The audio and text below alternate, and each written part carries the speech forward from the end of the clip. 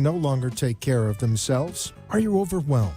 This is Caregiver Solutions Info with Marcia Teele. Marcia will be hosting an hour of true stories and information, tips and updates of the latest research and necessary information in the caregiving field, focusing on you, the family caregiver. An Alzheimer's disease and dementia care expert, Marcia has 15 years of hands-on experience at Arden Courts, a leader in assisted living dementia communities here in the U.S. Marcia covers everything you need to know as a family caregiver, especially if you care for a loved one with Alzheimer's disease or other related dementia or chronic illness. If you have a friend or relative that is also a family caregiver, call them now. They won't want to miss a minute. And let them know they can watch on caregiversolutions.info. And they can listen on WNN 1470 AM in South Florida or nationally on the iHeartRadio app. Now, sit back, relax, and learn from our host, Marcia Teele, as she brings information to you that may just be the caregiving solution you need. Hi, everyone, and welcome to the Caregiver Solution Info Show. I hope you all are staying safe during this COVID-19 pandemic and social distancing and all the things that we're supposed to do. It's still very strong here in the United States. COVID-19, the pandemic is a threat. And now here in Florida and other coastal states in the United States, we have another threat, and that's hurricanes. Hurricane season is June 1st through November 30th.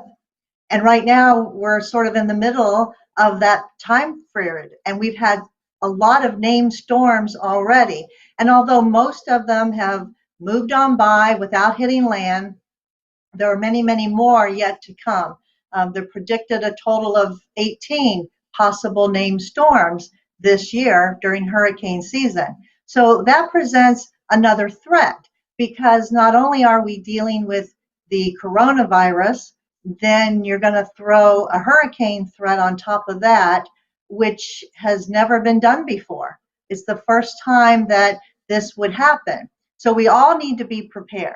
But special preparations are necessary, especially for those that have Alzheimer's and dementia and their caregivers. So here with me today to inform us and give us lots of tips and tell us what we need to know is Dr. Karen Gilbert. Dr. Gilbert has her doctorate in nurse practice. She's a registered nurse. She's a certified dementia practitioner. She's Vice President of Education and Quality Assurance at Alzheimer's Community Care, which is headquartered in West Palm Beach, Florida. So I'd like to welcome Dr. Karen Gilbert to the show. Hi, doctor. How are you? I'm good. Thank you so much. Thank you for having me this evening. Well, I'm so excited to have you back. You've been on the show in the last 6 years several times. That's because we love you. We love your organization. You all are so helpful to all the caregivers out there. Alzheimer's Community Care is really a huge force in South Florida. And I want to talk about this important topic because, yes, you know, we are all now used to knowing what to do with the pandemic, and we keep, you know, hearing over and over again what we need to do, and hopefully everyone is doing that. But now this threat of hurricanes, and this has never been experienced before. And so we have people that are home taking care of their loved one that have Alzheimer's or some form of dementia. And there have always been some special shelters out there, special needs shelters, and we can talk about those. But how different now is it going to look like with the special needs shelters with the pandemic and all the new rules? What can we expect? Well, quite a few changes, in fact, and we had a little bit of a scare a few weeks ago, which fortunately we were not impacted seriously by that storm.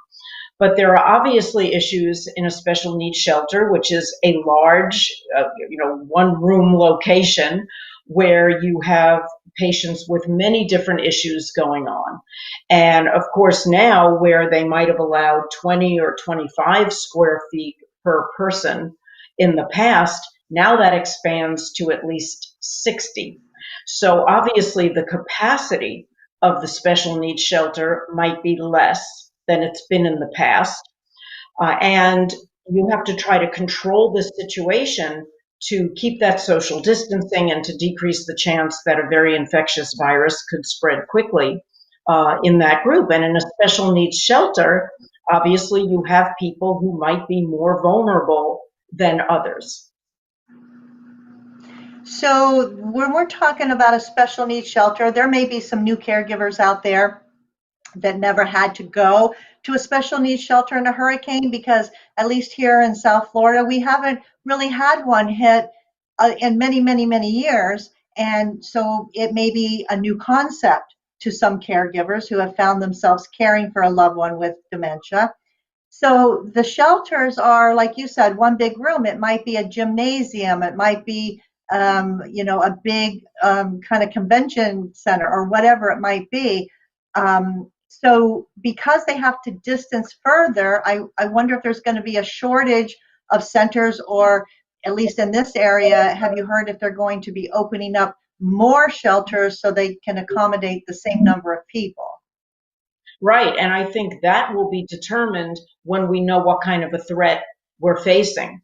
The health department starts regular daily phone conferences, often multiple times per day, in the lead up to a threat so that we can all evaluate it and give our input. One thing for certain, and this dry run a few weeks ago should teach us this, we need to have a plan. And for those caring for a loved one with Alzheimer's or a related disorder, it's really important that that plan include the fact that the special needs shelter really is a last resort. And so you want to know if you're in a mandatory evacuation zone, or if you're in a type of housing for which evacuation would be mandatory, even if you're not along the coast. That's very important to know right now. And anyone that's unsure can visit their county's Emergency Operations Center website, and there are phone numbers to call, and there are maps, and you can see exactly what your situation is. And from that point, we'd like families to start thinking about what alternate plan might they have. Might they have a family member or a friend that they could go to instead of the special needs shelter?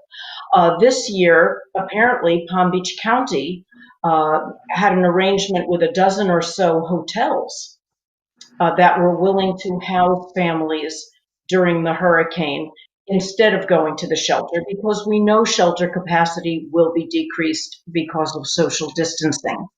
And we think that's an excellent plan, because families with a loved one with Alzheimer's also must remember the impact of relocation stress, which is a real syndrome.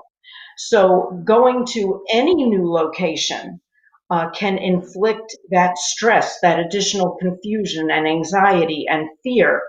But if it's a hotel room, which is a smaller space and controlled, and they're there with their loved one, it's far different than being in a huge room with hundreds of people, which can be far more confusing and difficult to understand and navigate. And so we think this is a great alternate plan. We hope we don't get tested again this year. Maybe we will be fortunate. But COVID-19 has really put a spotlight on this issue.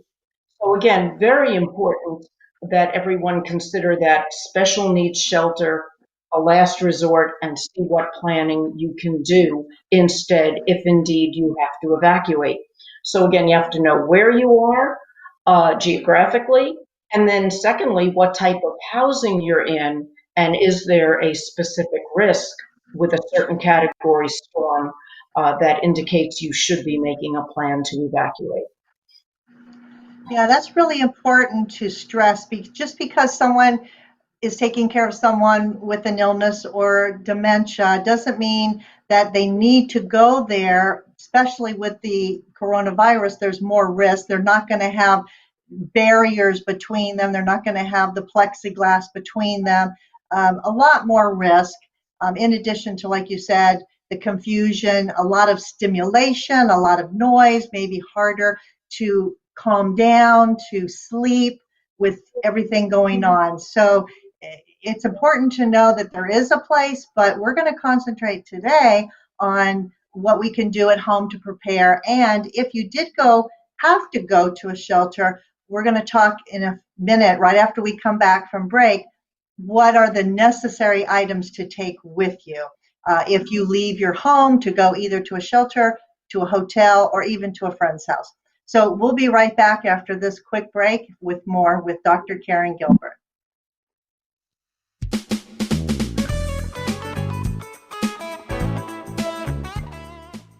Arden Courts is not just a place to live, it's a place to call home. Residential living combined with quality caregiving. This is the philosophy behind Arden Courts. Communities created exclusively for individuals with Alzheimer's disease and related dementia who would benefit from a safe and structured environment. For additional information about any of the unique services Arden Courts provides, call 888-478-2410 to locate a community nearest you. Inquire about our educational seminars, resource library, or support groups, or simply feel free to ask questions you may have about Alzheimer's and related dementias. At Arden Courts, we know, we understand, and we can help because memory care is all we do. Remember, call 888-478-2410 for additional information about any of the unique services Arden Courts provides. You are listening to your host, Marcia Teele, an Alzheimer's disease and dementia care expert on CareGiverSolutions.info. If you have a question or wish to share a story, call into the show at 888-565-1470 and talk with Marcia. Now, back to Caregiver Solutions. We're back, and my special guest today is Dr. Karen Gilbert. She's with Alzheimer's Community Care. She is a certified dementia practitioner, registered nurse, and with many, many years of experience helping families going through the challenges of caregiving when it comes to Alzheimer's and other related dementia.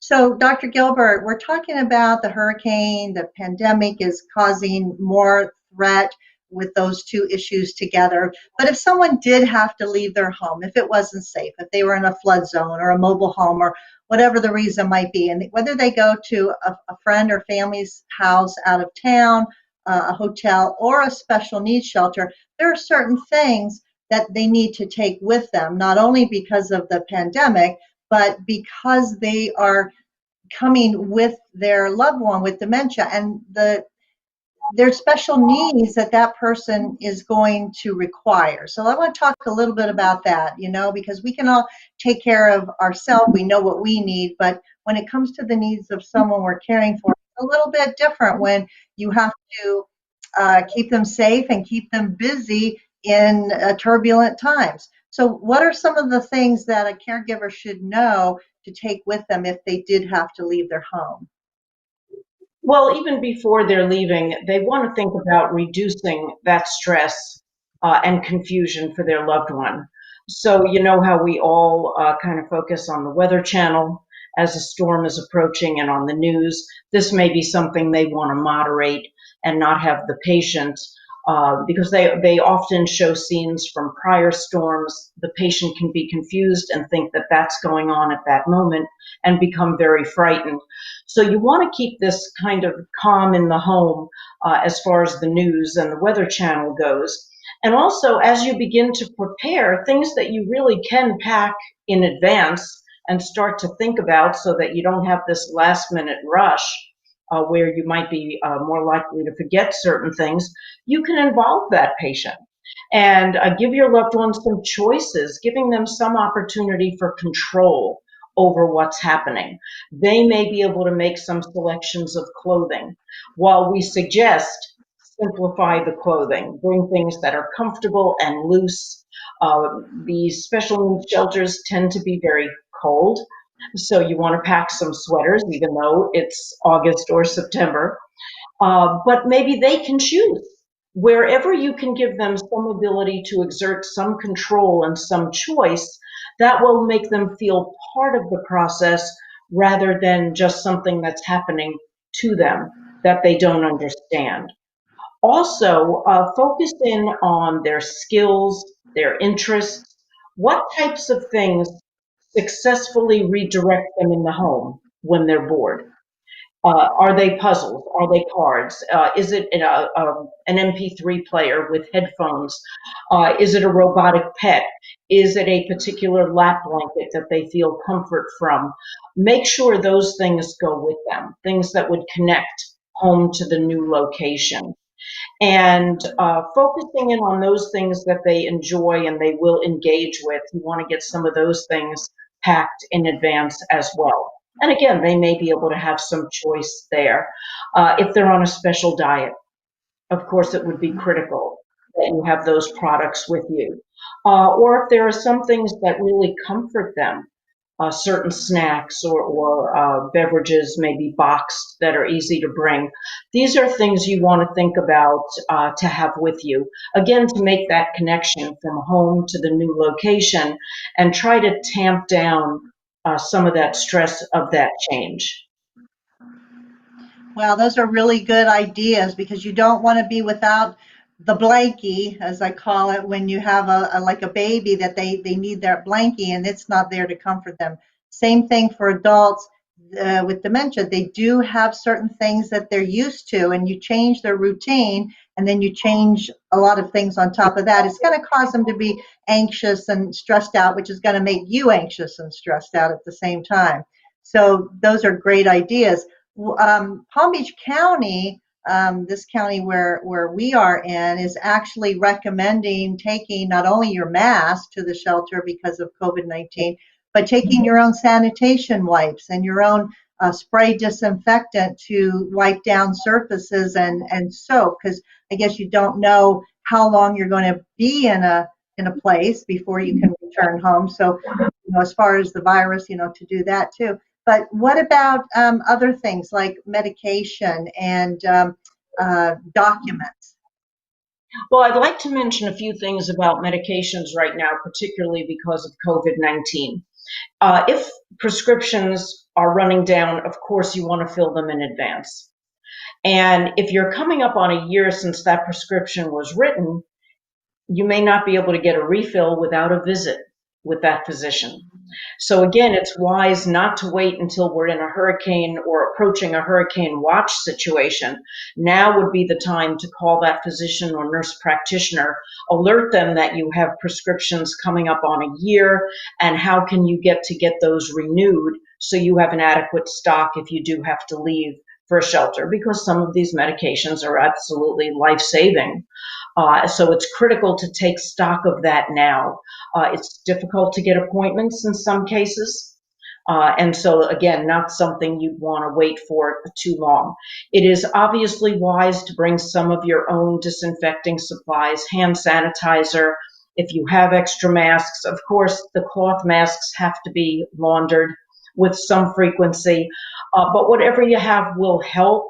The shelters will obviously be stocked with those supplies, with gloves, with masks, with sanitizer, but certainly not a bad idea to have some of your own as well. And we always advise making sure that you know where your insurance documents are, things that would be critically important if there was anything going on medically and you have recent lab work that could come into play if something should happen at the special needs shelter. There will be physicians there. It could be important to pack those and bring those with you as well. So again, now in the quiet time when we don't have a storm threatening us, this is the time to get those things ready so that if you had to pack them, they'd be ready to go. And maybe prepare a file so that you don't have to go through this every year. You've got that to-go file that has those critical documents. Of course, as you get new ones, for instance, new medical information, new lab work, you can refresh it. But continuing to keep that ready really does decrease the stress, because we need to remember that if you're preparing to leave, you're probably preparing your home as well to withstand the storm, or you're trying to engage others who can help you to do that. There is a lot going on when we're in a hurricane watch. And so the more you can do in advance, the more secure you'll feel. And something you alluded to about routine, our loved ones with Alzheimer's or related disorder really do best when they feel the sense of routine. They feel that they know the cadence of the day and they are in control. We have to remember they've lost control over so many of the things in their life. Wherever we can give it back, even if it's as small as the flavor of the particular snack you want to pack, get them involved in that, because again, they'll feel part of the process rather than a victim of a process that's being thrust on them. Right, right. One thing that you said, I want to emphasize the to-go file. Now, I know you've always been an advocate of the to-go file because people need to have that in emergencies, even in their own home. And one of the things that you've always said is make sure you have a current picture in that to-go file. A lot of people put it on their refrigerator in case, the person wanders off.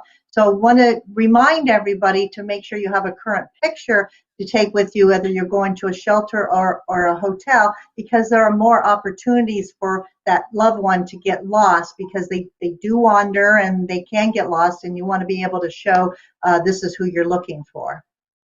Absolutely. And we staff the special needs shelter, and we actually bring a camera with instant photos. So if you don't have a photo, we will take a photo of the patient with the caregiver. We take the picture of them together so that we know who goes together in case they get separated. So if you have one of those that's recent, great idea to pack that. And as you mentioned, that risk to walk off and become lost on foot in a huge shelter, they can become temporary lost or perhaps even get out of a door. As you may know, we have a very active program for those at risk to wander, and we provide electronic locator bracelets. We've been having this program for over 7 years. We've served over 1,000 people with these bracelets. And up until recently, we had about 80 elopements in 7 years. Every single person recovered quickly and uninjured, which is incredible. About 80. In the last Wow. couple of months during COVID-19, we had 30. And so after having 80 in 7 years, we suddenly had 30 in just a few months. These are patients who left their home unsupervised. Again, found quickly, returned safely, uninjured, largely because of that electronic locator bracelet process. But such an incredibly large number in a short period of time, we're looking at the impact of COVID-19 on the risk to wander, because it has really stressed all of us in so many ways. Again, it dominates the news cycles. Our routines at home have changed, and we're certainly looking at what that connection may be. So my point here is your loved one, even if they haven't wandered off before, we're seeing an uptick in this, and so it's a risk we consider an if, a when rather than an if.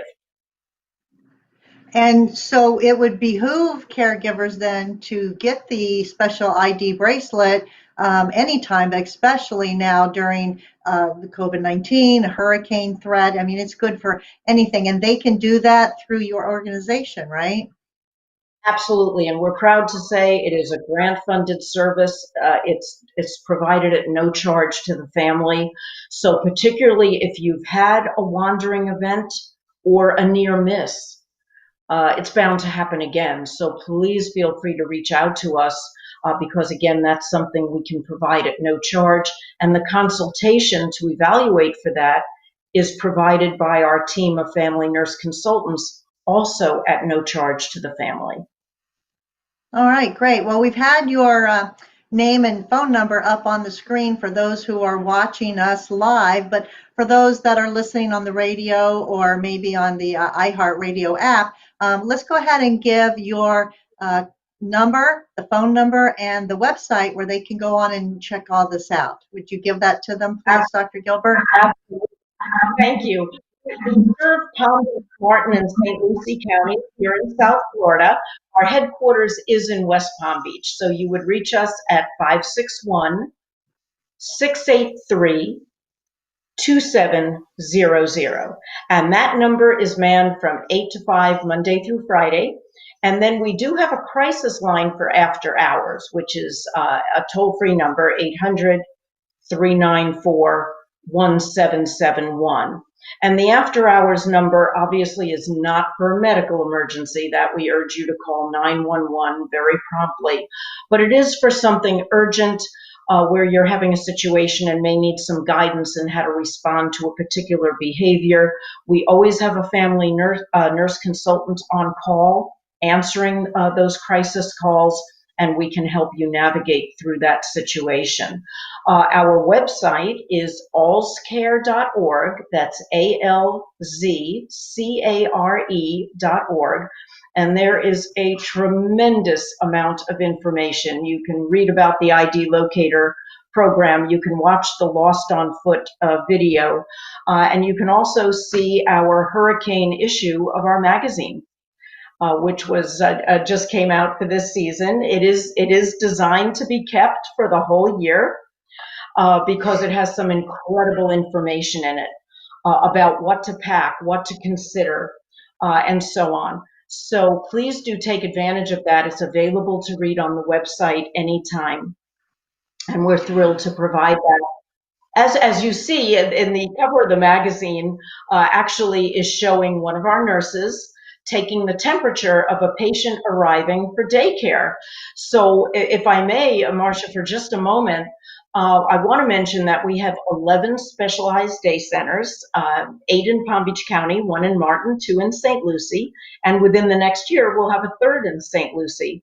And we are recognized as an essential service by the governor. So we were permitted to remain open through the pandemic, and we knew that it would be difficult and that we could encounter a COVID-19 situation. We are always very aggressive with infection control, particularly in flu season, because if our patients get the flu, they are highly vulnerable to contracting pneumonia and becoming critically ill. So we already have those mechanisms in place. So when COVID-19 came along, we had to only step up a little bit to increase the distancing to a 6-foot distance, to take temperatures every morning of staff and patients. We sent a tremendous amount of education home to the caregivers, everything that was published by the Centers for Disease Control and Prevention, the CDC. And we had everybody on board with what we were doing to protect our patients and our staff, of course. And for the first 5 months of this pandemic, we didn't have one case, not in our day center, not in our staff. There have been a couple since, but only a few and in different day centers, never more than one in a day center. And several of them were not even attending at the time. Their caregivers were keeping them home.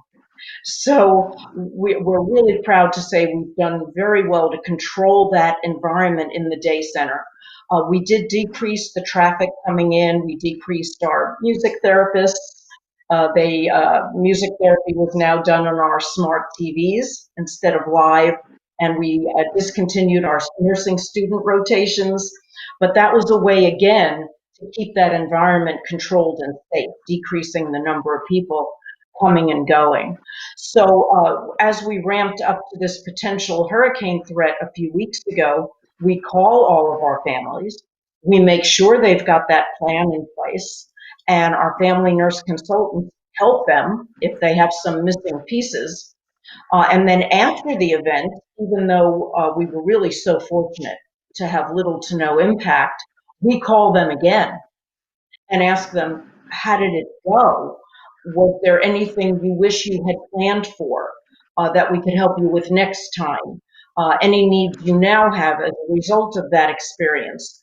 So we really urge our families to approach hurricane season very, very diligently and to reach out for us with to us for anything we can do to help them with that plan. Wonderful. That's great. Thank you for that, Dr. Gilbert. We're going to take a quick break, and when we come back, more from Dr. Karen Gilbert about what you should know during the hurricane season and the coronavirus pandemic. We'll be right back.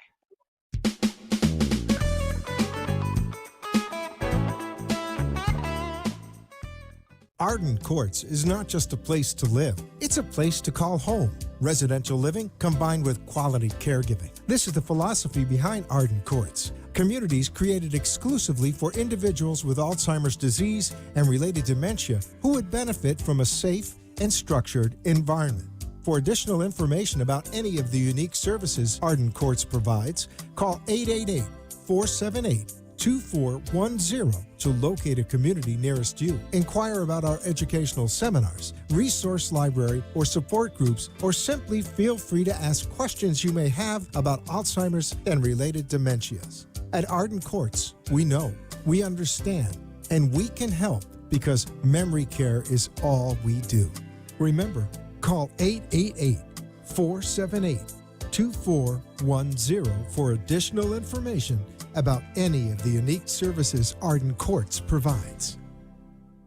You are listening to your host, Marcia Teele, an Alzheimer's disease and dementia care expert on CareGiverSolutions.info. If you have a question or wish to share a story, call into the show at 888-565-1470 and talk with Marcia. Now, back to Caregiver Solutions.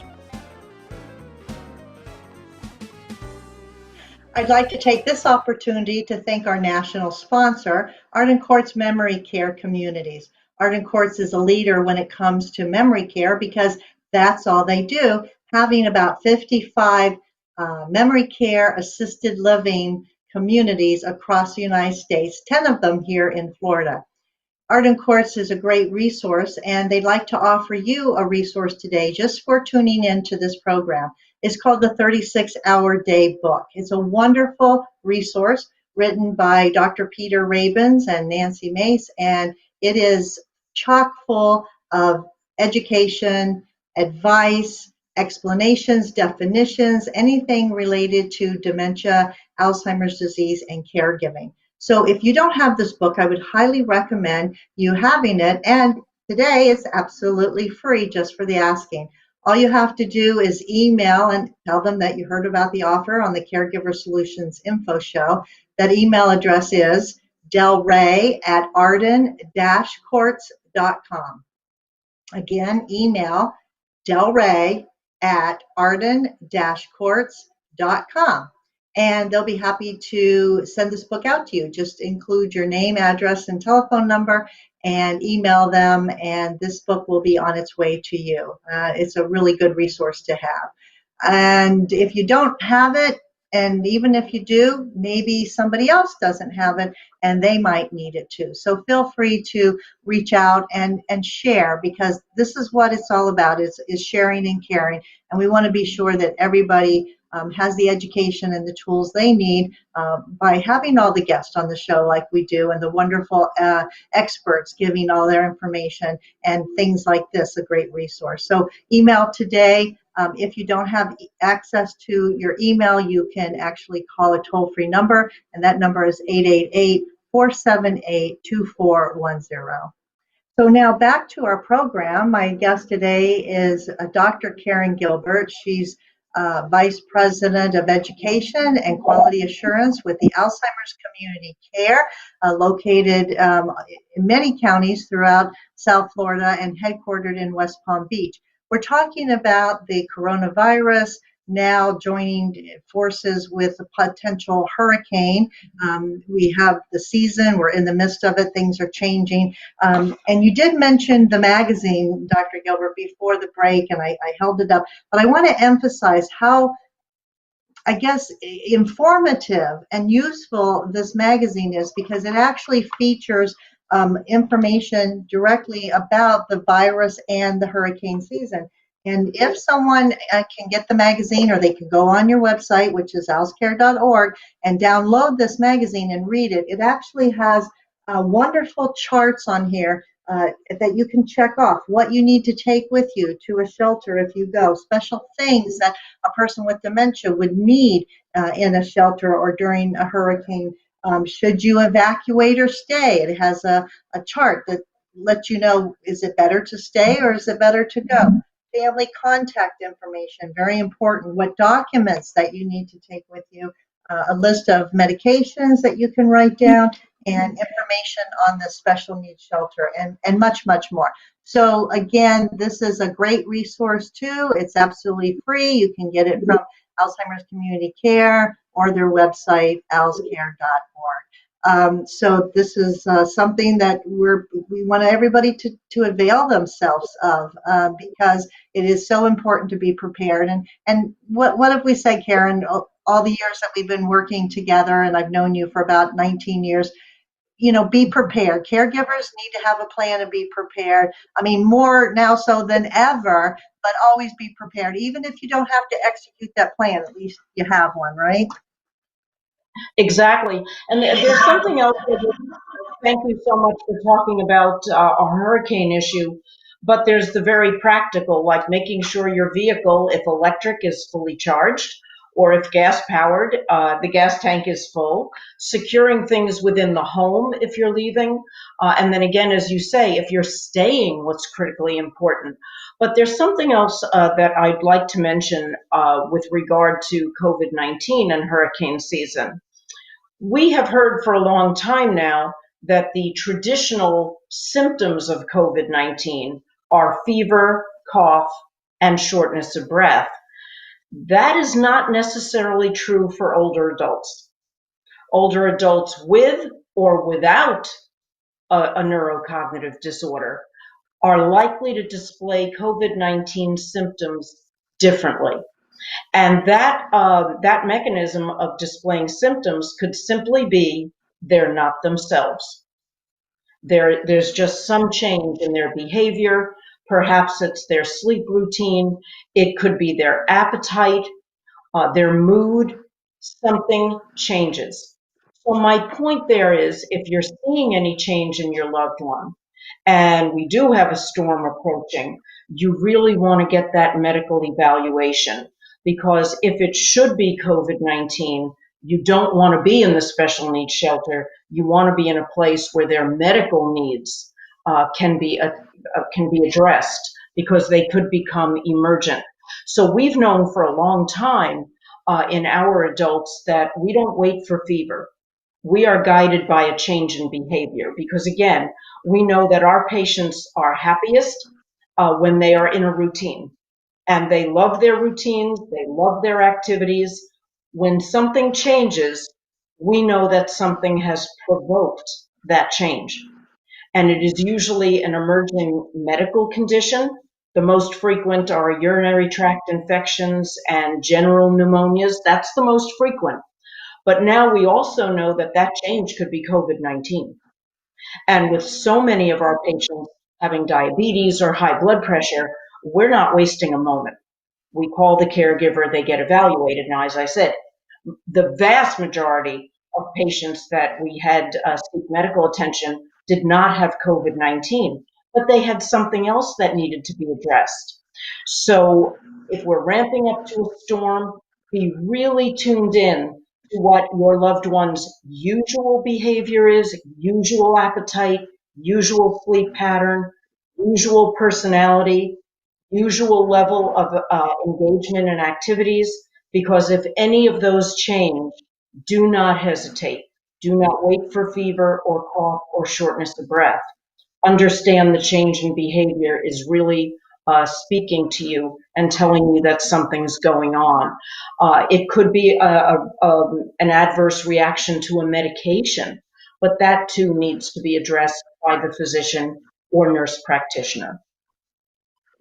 Those are great tips. I've known about the UTI, but you guys have firsthand knowledge day to day during this pandemic, watching the needs of your patients in the daycare centers change. I want to also let everyone know that you had told me earlier that some of the centers are accepting new clients because you do have room. So, you are essential, and it certainly is essential for the caregiver to get that respite. It's essential for the patient, the person with the dementia, to have their routine. So I want to encourage people that if you're super stressed out during this pandemic and you're overwhelmed and you just can't do it anymore, check out the ACC day centers, because possibly they could help you during this time and ongoing. So thank you for that. You mentioned about getting medical treatment. Do you have any advice to someone who finds themselves having to take their loved one and them being admitted into the hospital either during this coronavirus time or during the threat of an oncoming hurricane? What would they do? Well, in general, we try to see that our patients are taken care of in an outpatient setting. We have wonderful hospitals. We have incredibly dedicated nurses, physicians, nursing assistants, but hospitals do not get education in the care of patients with Alzheimer's and related disorders. There's nothing required for hospitals. And so they often really do not understand the behaviors that they're seeing. Now, when a loved one can be there, they can inform the nurses, well, if dad starts to yell, it's because he's hungry. I know that behavior. But you can't be there now during COVID-19. And so if your loved one does have to be hospitalized, if they should sustain an injury or develop a serious illness, you've got to start thinking about how you will get that unique information that you know about your loved one to that nursing staff if you cannot visit. Now, you can call, you can fax, you can deliver a document to the main entrance and tell them this has to go to the nursing station for my loved one who's in room 350. They need to know this information. They need to know that your loved one may not be able to manipulate those meal trays, and he just won't eat or drink unless he has help. They also need to know that he may not remember to ring a bell and wait for help if he needs to go to the bathroom. And so there's a very high likelihood that he will fall and be further injured. And again, you would think this would be simple, but it's not. The family has the best information about that patient. We have to remember also that Alzheimer's and related disorders present differently in every patient. Every patient is unique. They're as unique as their fingerprints. It's not one disease. The brain is a very big landscape, and depending how the misfolded proteins are traveling around the various lobes of the brain will determine that person's deficits. They're all different. And so the information from the family is incredibly valuable. We want to make sure that your loved one is not medicated for a behavior. We want to make sure the behavior is recognized as a need to use the bathroom, a need to have a drink, a need to just be reassured, just to have some gentle touch and be reassured. And you've got to figure out how you'll get that information to the hospital when you can't be there. And that's been one of the major tragedies of this illness. We've heard this over and over across the country, that families couldn't be with a critically ill loved one when that's probably what they needed most. So this is why we say when you see a change, act early, because there's a much better chance that whatever that is will be able to be treated in the home and will not require hospitalization. If you delay, you often wind up in that situation at night or on the weekend where your only option is the emergency room. And it's not the best option for our cognitively impaired loved ones. Yeah, ERs, emergency rooms, even being admitted to the hospital has never been great, for anybody, especially for people with dementia. But now with the coronavirus in the hospital too, and the staff there, they're stressed out, and it's just kind of scary. You want to try to avoid that at all costs. But good advice from you, Dr. Gilbert, with getting that information. And that would work for rehab centers too, wouldn't it? Absolutely.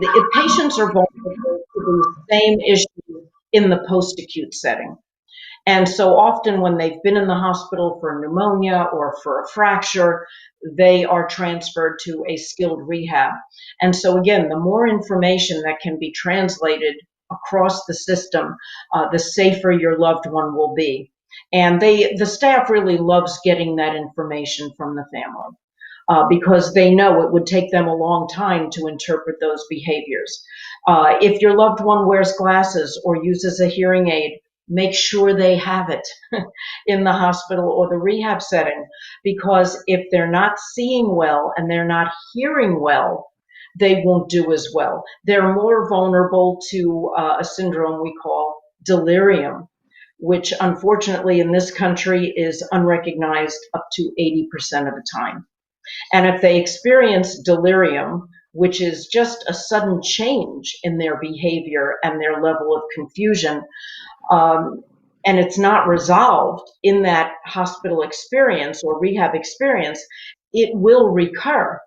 So delirium will become an acute issue repeatedly over time, increasing the risk that your loved one will be rehospitalized and the cycle begins all over again. And we know that patients who experience untreated delirium do very poorly, and in a year's time are actually more likely to pass away. So the more we can prevent that from happening, the better. So again, the more the staff knows about your loved one, the more your loved one is prepared to see well, to hear well, and has assistance for eating and toileting, the better they will do. That's all great advice, and those are good things to put in that to-go file. We talked about earlier all the different characteristics of your loved one, their likes and dislikes, their behaviors, and to put in that to-go file, not only make sure that they have their glasses and hearing aids with them when they go to the hospital, but put that information in the to-go file so that the staff is aware that they do have them, because you and I know that there have been times when, gee, goes in the trash for no reason and they're lost, and no one even knew that they had them in the first place, and now they're out with the trash. So if someone is aware, they can at least look for them if they're not there, and hopefully avoid costly repurchasing of hearing aids and or someone not being able to hear and causing its Absolutely. own problems. Absolutely. I would encourage caregivers, now's a great time to write down some of these specifics about your loved one. When my mom asks for her mother, don't tell her her mother has died. Just because your loved one might be 90, when she asks for her mother, you ask about mother. Because when short-term memory fails, we know that our loved ones are more successful when they're thinking about an earlier time in life. So your loved one might still be thinking she's 50 years old and mom's alive and well. And we call that validation. You don't want to keep correcting and trying to reorient them to the here and now, because they don't have that capacity to understand what's going on now. Much safer in that earlier time. But again, our hospitals, with all good intention, will try to reorient the patient to the here and now, and might say something like, well, you're 90, so I don't think your mom is around anymore. That's a brand new trauma. It's as if they're hearing it for the first time. So we want to tell them, if this occurs, just ask her about her mom. Ask her to tell you her mom's name and where she lives. And we call that redirection and validation. And it's very therapeutic, because maybe your loved one just needed to have that feeling of mother, talking about her for a few moments, not literally calling mother on the telephone. So these are simple things. If you know it about your loved one, put it on paper, have it ready in the event that they need care in another setting other than your home. You know, you mentioned earlier that hospital staff really aren't educated much, if at all, on dementia and the symptoms and behaviors of it. And I've always thought that there should be a section within a hospital just for dementia, so that it could be secure, so that people could be trained, so they would know, what to do, how to do it, and how best to communicate, with those patients that are suffering with some form of dementia. It hasn't really happened. I know of a couple hospitals around that have attempted to do that, but overall, it's not. And wouldn't it be wonderful one day if that were the norm, if each hospital, with the tsunami of Alzheimer's and dementia happening now with the baby boomer generation, it would be an awesome thing if there were a special place within the hospital that could care for somebody with those special needs. Well, one You of can the work on problems that. is, well, we could, but people are hospitalized for different reasons. So one might be an orthopedic issue, one could be a cardiac issue, one could be a pulmonary issue. So you're going to have patients in different specialty areas of the hospital. We as adult day providers have to provide 8 hours of initial education for our staff with a minimum of 4-hour updates every year. We actually do 12 hours minimum every year. But hospitals aren't, and that's in Florida statute, that's in the law. Home health agencies only are required to have 2 hours and no required updates. Nursing homes only 4 hours and no required updates. And hospitals have no requirement in Florida statutes. So this is why we have that education gap. Again, we have wonderful hospitals and incredibly dedicated and great practitioners, but they can't know what they've never been exposed to.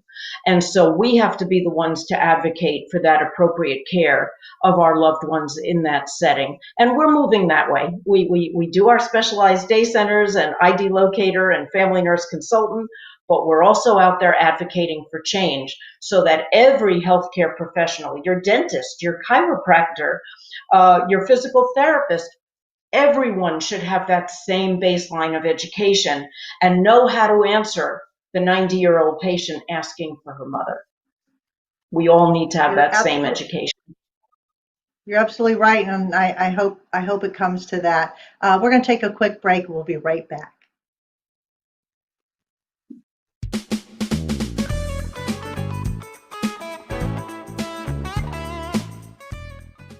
Arden Courts is not just a place to live, it's a place to call home. Residential living combined with quality caregiving. This is the philosophy behind Arden Courts. Communities created exclusively for individuals with Alzheimer's disease and related dementia who would benefit from a safe and structured environment. For additional information about any of the unique services Arden Courts provides, call 888-478-2410 to locate a community nearest you. Inquire about our educational seminars, resource library, or support groups, or simply feel free to ask questions you may have about Alzheimer's and related dementias. At Arden Courts, we know, we understand, and we can help because memory care is all we do. Remember, call 888-478-2410 for additional information about any of the unique services Arden Courts provides. You are listening to your host, Marcia Teele, an Alzheimer's disease and dementia care expert on CareGiverSolutions.info. If you have a question or wish to share a story, call into the show at 888-565-1470 and talk with Marcia. Now, back to Caregiver Solutions. I've been talking to Dr. Karen Gilbert with Alzheimer's Community Care. Dr. Gilbert, thank you so much for being on the show today, sharing all your expertise, talking about the hurricane preparedness, the COVID-19 things that we need to do and know. You're a wealth of information. We love having you. I hope everyone takes advantage of everything you've had to share. I just want to recall everyone, owlcare.org for your website. Call them at 561-683-2700 for more information on anything that you heard Dr. Gilbert speak of today. I hope you stay safe and stay well, Dr. Gilbert, and thank you again for everything. Thank you. Thank you so much for having me. Appreciate it. All right, you all take care out there. We'll see you next time with another great show next week. Remember, Caregiver Solutions info show and iHeartRadio under WNN. You can tune in either way, the website at caregiversolutions.info or on the iHeartRadio app. So take care, everyone. Stay well. We'll see you next time. Bye for now.